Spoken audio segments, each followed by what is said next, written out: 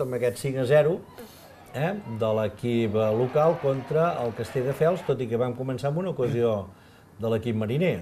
I a partir d'aquí, doncs, la Unió Esportiva Olot Festival. va començar la festa de celebració. A Olot els agrada fer-la grossa. Sí. Si no fos poc, doncs, fer-ho a camp propi davant de 1.800 aficionats, pràcticament, doncs, amb una golejada de 5-0, amb un hat-trick de Marc Mas. Tot i que a la primera part només es va fer un, de gol.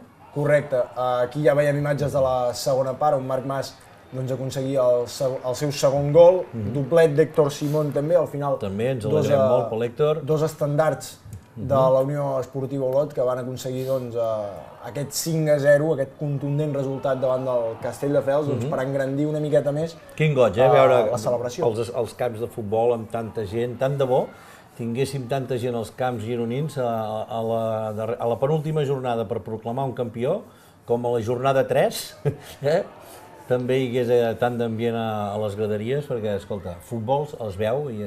Futbol i espectacle. Espectacle. Tens Marc Mas, que és capaç de marcar 25 gols per evitar un descens. Quin golaç aquest aquí. Héctor Simón.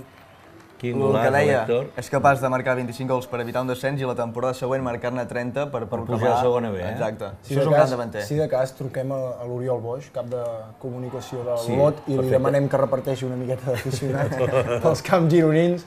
Però bé, doncs aquí veiem ja el tercer de Marc Mas, que com dèiem, és que al final tu veus millor escenari 5-0. I tenim les imatges de la celebració. Merescuda celebració, la Unió Esportiva Olot certament és un campió, doncs, merescut. És un reconeixement, un esforç, una tasca, una inversió econòmica, que tot sigui dit de passada, això també té la seva recompensa, l'esforç que ha fet. Aquí veiem l'Eric Vilanova, per la part que em toca personalment, marcando pecho, l'Héctor. Però mira, aquí veiem a Sergi Reset, secretari tècnic de l'Olot, que al final va aconseguir unes peces... Aquí en Roger amb l'Aniol.